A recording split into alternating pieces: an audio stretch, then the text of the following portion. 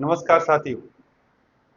आज हम आपको हमारे इस डिजिटल प्लेटफॉर्म पर आप सभी का यहाँ स्वागत कर रहे हैं और आपके लिए जो नया अपडेट है उसको एक्सप्लेन करने के लिए यहाँ प्रस्तुत हुए हैं। ये जो चेंजेस हैं ये कोई बड़ी बात नहीं है, सामान्य सी बातें हैं या सामान्य से टॉपिक है जो चेंज किए गए हैं। इससे न तो आपको घबराने की आवश्यकता है और न ही ज़रा सोचने की आवश्यकता है, क्योंकि आप जहाँ से जुड़े हुए हैं वहाँ से आपको बहुत अच्छे तरीके से आपकी तैयारी करवाई जाएगी। मैंने यहाँ आपको सिलेबस डिस्कशन पहले ही खूब सारा बता दिया था।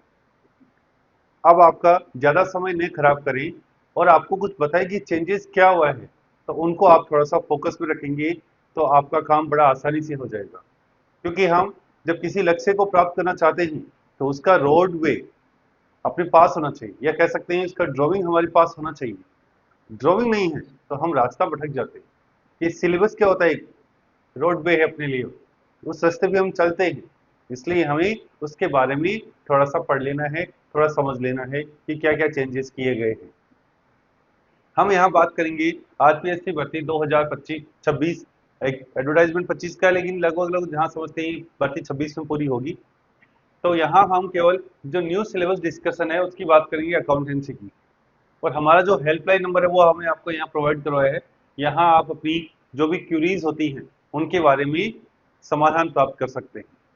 अगर मैं नए सिलेबस की बात करूं तो स्टार्टिंग में एक टॉपिक डाला है बुक कीपिंग। हमेशा बुक कीपिंग जो हमने पहले से पढ़ चुके हैं, हम उसको पहले से ही ऐसा मानते हैं कि अकाउंटिंग की बात आती है तो वहां बुक कीपिंग की बात सबसे पहले लिखी जाती है। तो बुक कीपिंग में कोई चेंजेस नहीं हुआ है। अगर आप बेसिक इंट्रोडक्शन ऑफ अकाउंटिंग की बात करोगे तो वहां बुक कीपिंग उसके अंदर इंक्लूड होता है। बस नया क्या जोड़ दिया वो सुनिए। नया जोड़ा है, हम यहाँ वही डिस्कस करेंगे, accounting concept and conventions.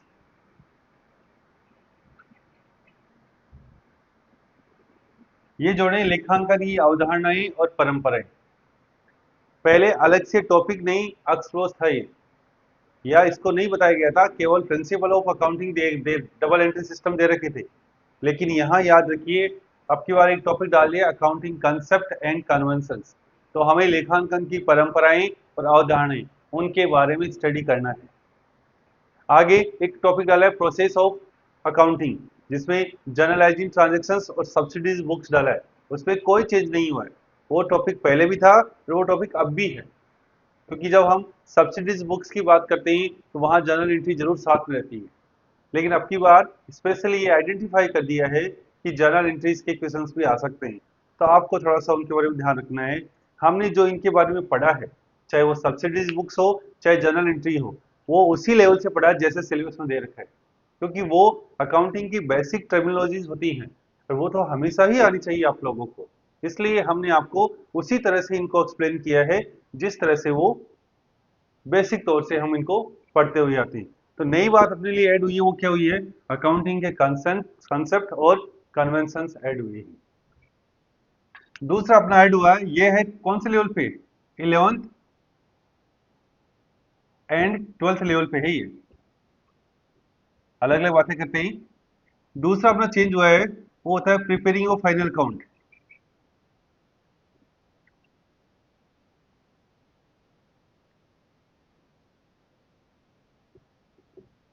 Preparing of A final count. देखो, हम क्या सोचते हैं फाइनल काउंट का मतलब होता है अंतिम खाते, और अंतिम खाते जो हम पढ़ते हैं वो है, लेकिन वो नहीं है। यहाँ एक डाला है नॉन कॉरपोरेट एंटिटी। ये जो नॉन कॉरपोरेट एंटिटी है ये क्या है? नया शब्द दिख रहा है। हाँ, आप लोगों को इसका पता भी चल गया। आपने कभी ये पढ़ा है गैर व्यापारिक संस्थाएं? गैर व्यापारिक संस्थाएं, या ये कह सकते हैं अलाभकारी संस्थाएं।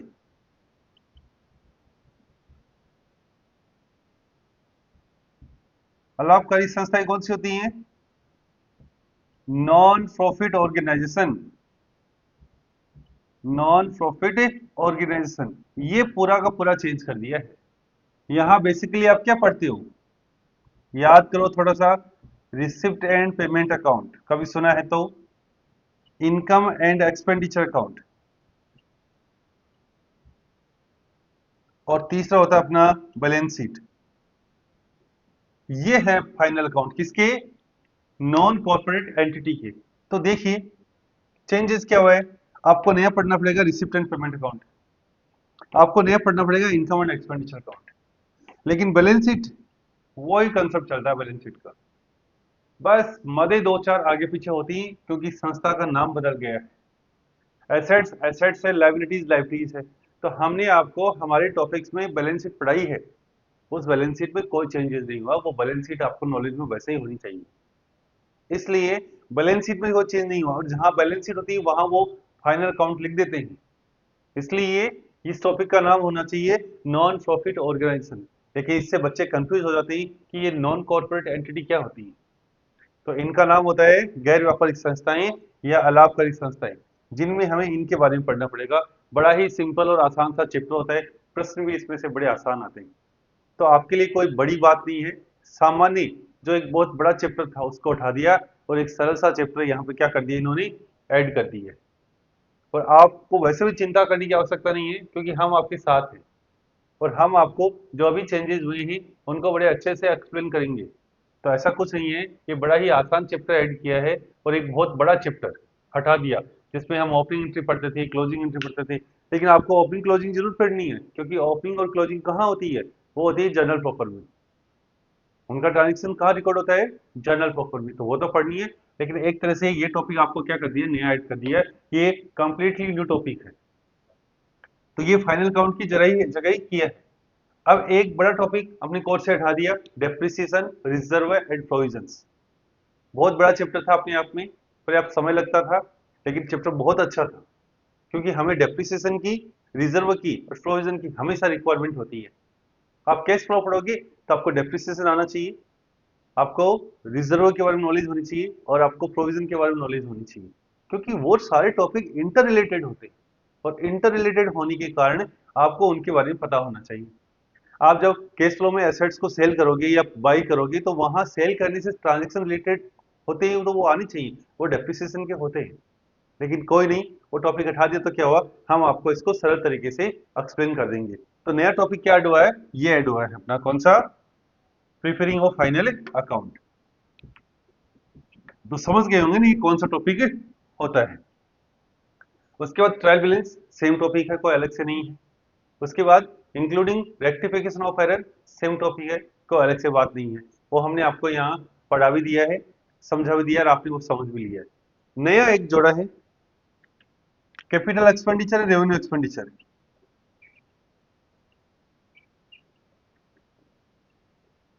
And revenue expenditure, capital expenditure और रेवेन्यू एक्सपेंडिचर, ये कोई नया नहीं है। आप अगर अकाउंटिंग की बेसिक टर्मिनोलॉजी पढ़ते हो, क्या पढ़ते हो, बेसिक टर्मिनोलॉजी पढ़ी है आपने और हमने आपको पढ़ाई है, तो हमने ये टर्मिनोलॉजी तो आप वहीं समझा दी आपको। हमेशा ये अकाउंट की एक जनरल चीज होती है, हमेशा आनी चाहिए। हमने बताया खर्चे तीन प्रकार के होते हैं, आयगत, पूंजीगत और स्थगित आयगत। एक्सपेंडिचर को तीन कैटेगरी में डिवाइड करते हैं, रेवेन्यू एक्सपेंडिचर, कैपिटल एक्सपेंडिचर और डेफर्ड रेवेन्यू एक्सपेंडिचर। तो ये तीन कैटेगरी तो हमने पहले से पढ़ ली है, वहीं से प्रश्न आने होते हैं। मैंने आपको इसको एक्सप्लेन भी किया है, बताया भी है। तो अच्छे से ये कोई नया टॉपिक नहीं डाला है, इसने वो अलग से डाल दिया ऐसे। ये एक तरह की टर्मिनोलॉजी होती है, ये अकाउंटिंग की टर्मिनोलॉजी होती है, जहां आपको ये पता होना चाहिए कि revenue expenditure trading and profit and loss account में आते हैं, कैपिटल एक्सपेंडिचर बैलेंस शीट में आते हैं। तो ये ऐसे पता होना चाहिए आपको। तो ये हमने पढ़ भी लिए, हमने नया टॉपिक डाला। तो अब क्या हो गया, ऐसे अलग से एक्सप्लेन कर दिया इस टॉपिक को, तो जहां तक हम समझते हैं 1% 100% इस टॉपिक में से आ जाएगा।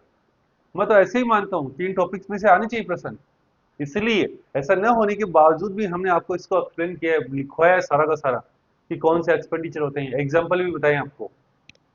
तो आपको इसको थोड़ा सा ध्यान और कंसिडर कर लेना है। इनके बारे में थोड़े हम क्वेश्चंस आपको और भेज देंगे, उन पे थोड़ा और फोकस कर लीजिएगा।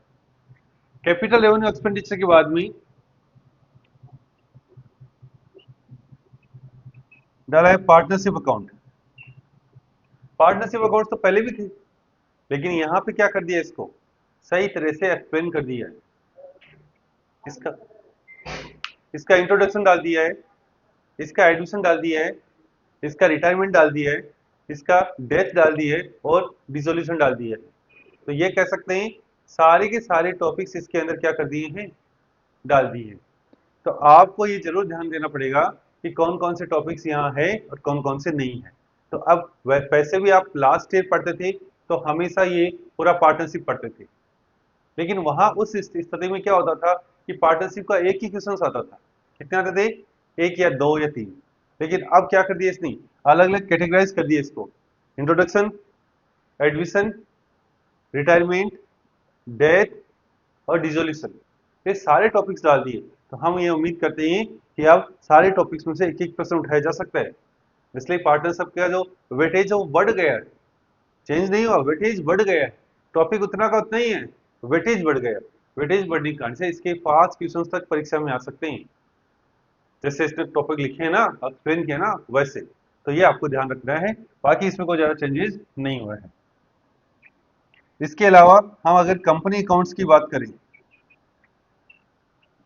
तो इश्यू ऑफ शेयर पहले भी था, redemption of share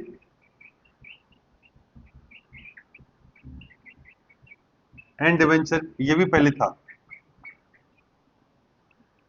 issue of share, share की बात आती है दोनों शेयर आ जाते हैं, इक्विटी और प्रेफरेंस। रिडम्पशन की बात आती है तो रिडम्पशन केवल प्रेफरेंस शेयर का होता है, डिवेंचर डिवेंचर का भी होता है। अब लास्ट ईयर इसके अंदर एक टॉपिक और था, four feature and reissue of shares. तो वो टॉपिक अब की बार हट गया है। कौन सा, four feature and reissue of shares.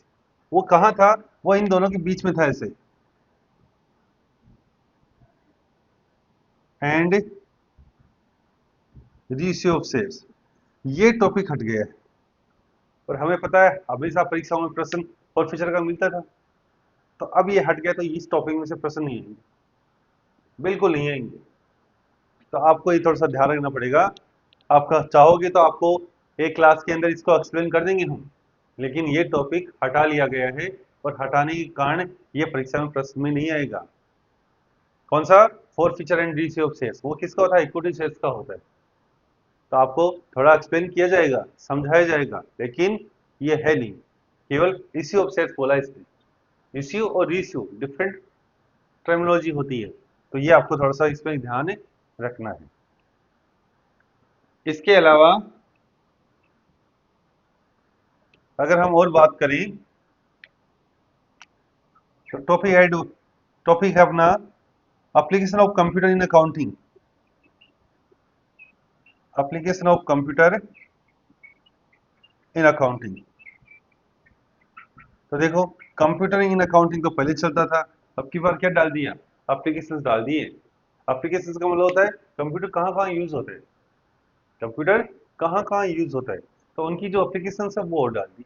कैसे कौन कौन से सॉफ्टवेयर हैं जो यूज किए जाते हैं कंप्यूटर के लिए, तो ये तो हम पहले भी पढ़ते थे, तो ये कोई नया टॉपिक नहीं है, सेम टॉपिक है, अलग से कुछ नहीं है। एक डाला है फाइनेंशियल स्टेटमेंट, फाइनेंशियल स्टेटमेंट,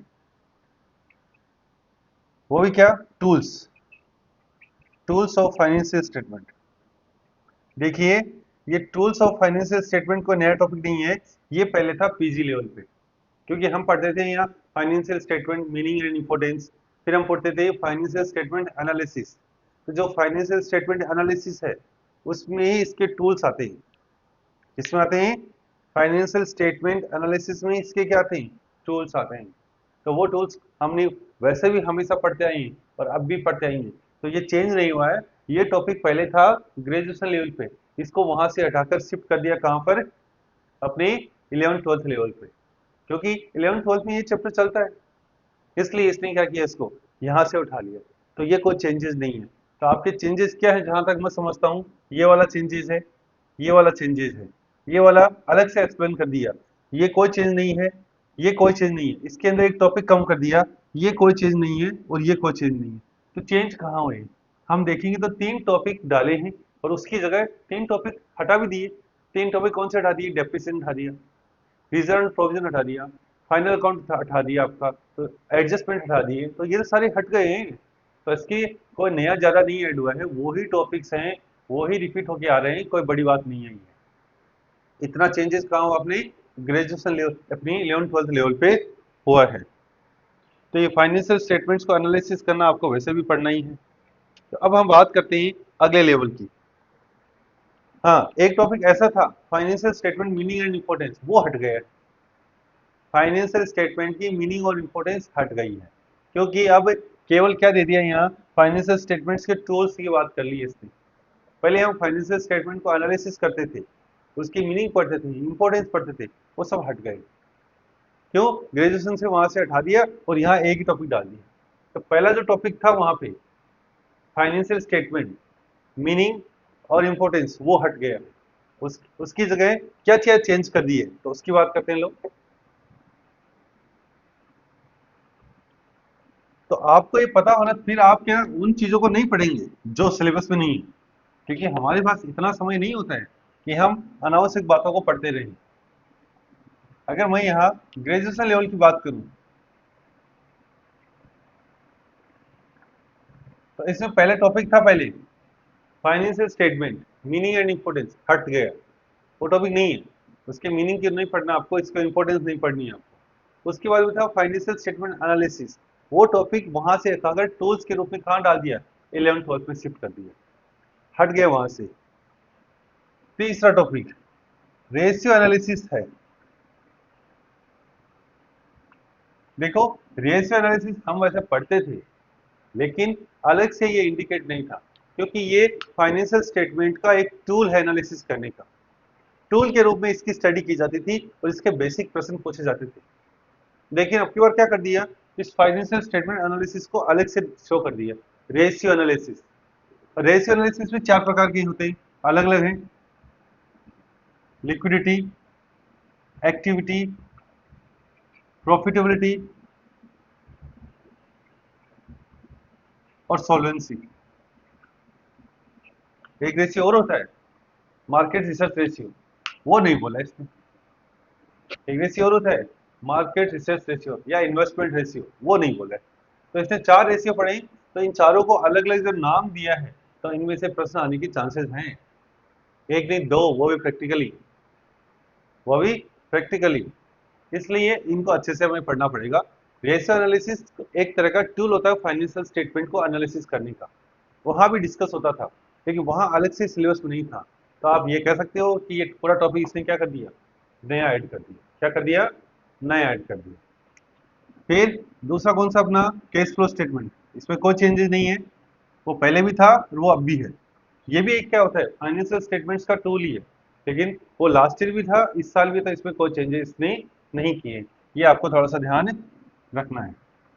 फिर हम कॉस्ट, कॉस्ट में इसका मीनिंग, कॉस्ट में इसका पढ़ते हैं हम मीनिंग।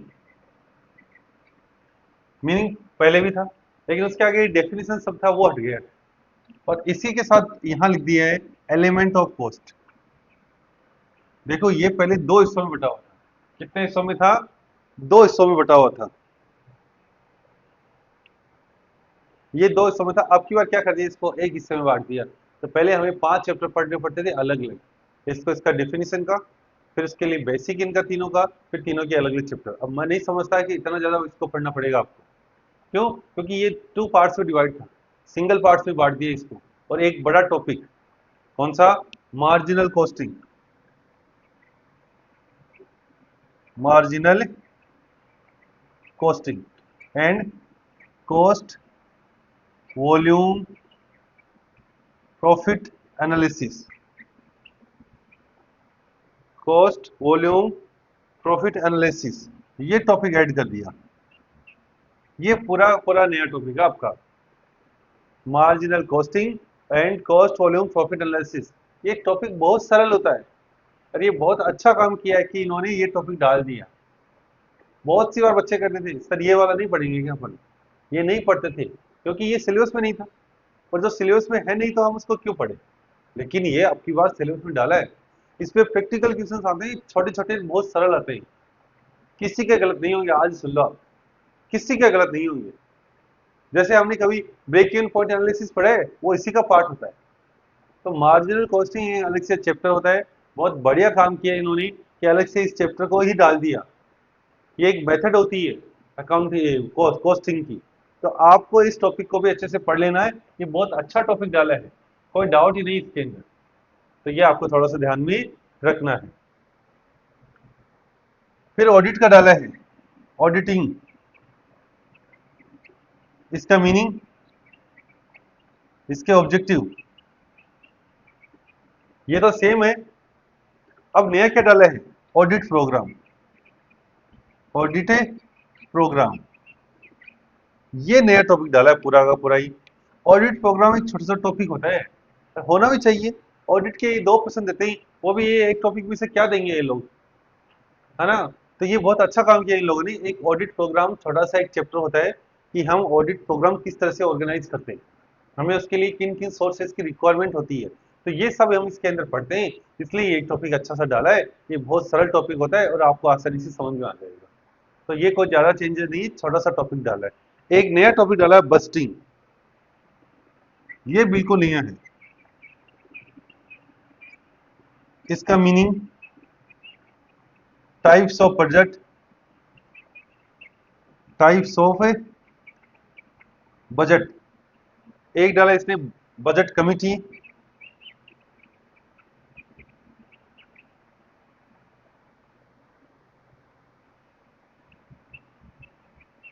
और बजट सेंटर।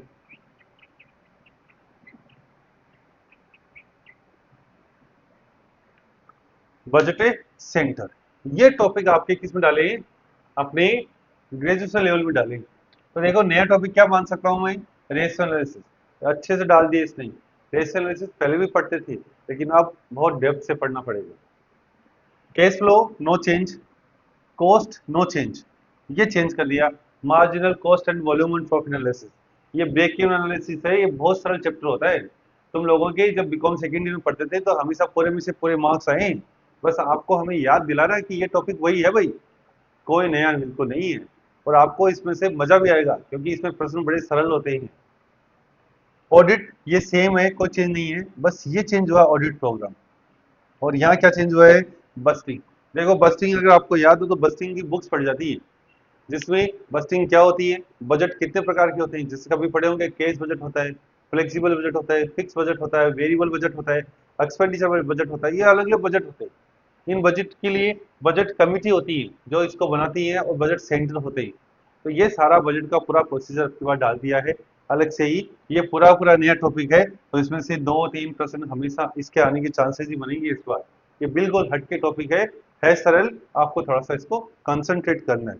तो इतने बदलाव किसमें हुए अपने, इसके अंदर हुए किसमें, ग्रेजुएशन लेवल में।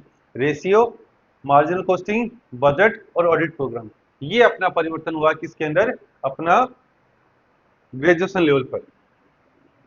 अब मैं एक छोटी सी बात और कर लेता हूं, पोस्ट ग्रेजुएशन लेवल पे भी कुछ चेंज हुआ है क्या, हुआ है जी। पढ़ने में मजा आएगा अब की बार, ऐसा कुछ नहीं है। तुम लोगों को भी आएगा, हम लोगों को पढ़ाने में भी आएगा। क्योंकि जब कुछ नया पढ़ाया जाता है तो वास्तव में मजा आता है। और अब की बार चांस मिला है क्योंकि 15 सालों से यही सिलेबस चल रहा है। तो अब की बार इन्होंने क्या किया है, कुछ परिवर्तन किया। और करेंगे, इनके पास खुद के पास प्रश्न नहीं बचे कि अब क्या प्रश्न नहीं बने, सब दे चुके हैं। तो नया टॉपिक हो गया तो पेपर सेटर के लिए काम आसान हो जाएगा। यहाँ क्या करते हैं, मैनेजमेंट अकाउंटिंग का टॉपिक पढ़ते हैं। मैनेजमेंट अकाउंटिंग,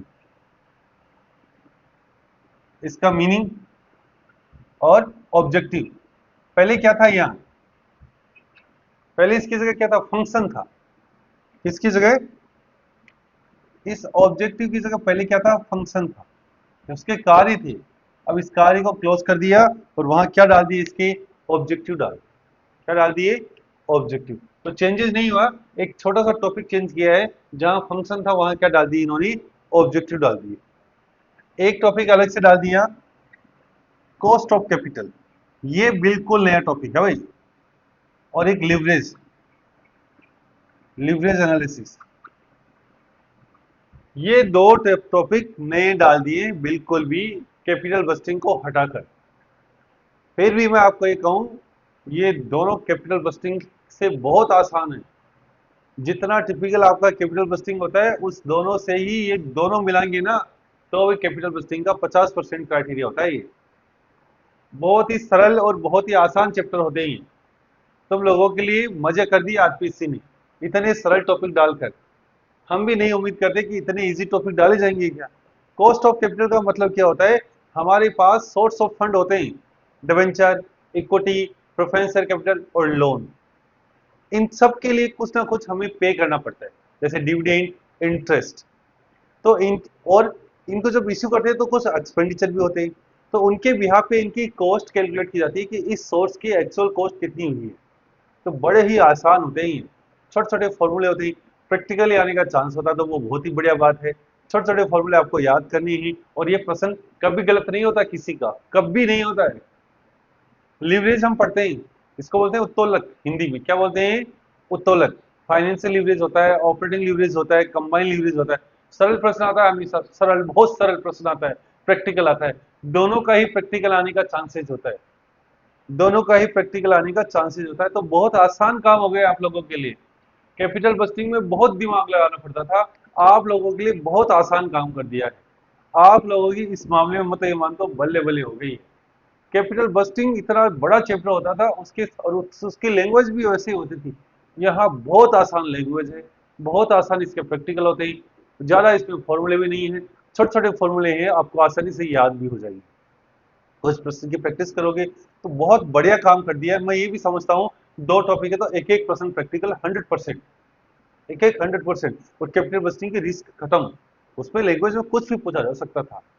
दूसरा क्या चेंजेस हुआ है, चेंज तो कुछ नहीं हुआ है। एक वर्किंग कैपिटल का टॉपिक दिया है, जिसमें दिया है इसका मीनिंग, इसके टाइप्स, कि वर्किंग कैपिटल कितने टाइप्स की होती है। एक ये factors affecting working capital, factors affecting working capital, और एक दिया है operating cycle approach, operating cycle approach. देखो पहले क्या था, एक टॉपिक था वर्किंग कैपिटल मैनेजमेंट, और अब की बार क्या कर दिया, इसको डिटेल से एक्सप्लेन कर दिया। वर्किंग कैपिटल मीनिंग पढ़ना आपको, इसका क्या मीनिंग होता है, कितने टाइप्स की होती है, ये पढ़नी है हमें। ये है लिखा ही नई बात, फैक्टर्स अफेक्टिंग वर्किंग कैपिटल। ये प्रश्न 100% आएगा, आज ही नोट कर लो, 100%। कि फैक्टर्स होते हैं जो वर्किंग कैपिटल को अफेक्ट करते हैं, जिसके कारण से वर्किंग कैपिटल की रिक्वायरमेंट कम और ज्यादा होती है, वो फैक्टर्स का प्रश्न 100% आएगा, 100%। बहुत बढ़िया पॉइंट होता है ये, है ना। लेकिन ये टॉपिक ऐसे नहीं था, वर्किंग कैपिटल मैनेजमेंट था, तो उसके नाम से ये लोग प्रैक्टिकल प्रश्न पूछ लेते थे, और प्रैक्टिकल का लफड़ा खत्म कर दिया। Operating cycle approach working capital calculations की एक मेथड होती है।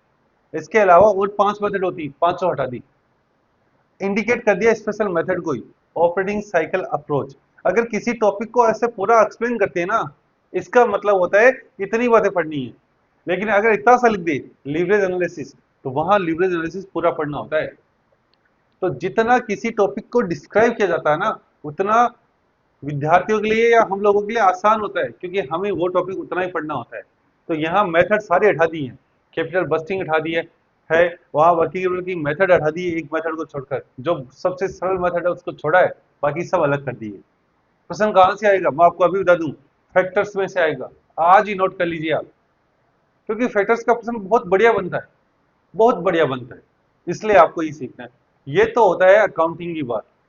एक होता है स्टैटिक्स का पार्ट है, जिसमें प्रोबेबिलिटी था, पहले भी था, अब भी है, और उसमें एडिशन सब्ट्रैक्शन ये कुछ और ऐड कर दिए। तो प्रोबेबिलिटी भी आपको मैं नहीं पढ़ाऊंगा, प्रोबेबिलिटी तो जो आपको जितेंद्र सर है वही पढ़ाएंगे, क्योंकि वो मैं इकोनॉमिक्स पढ़ते हैं, तो वो स्टैटिक्स को ज्यादा अच्छे से पढ़ते हैं, इसलिए वो उनके द्वारा आपको बता दिया जाएगा।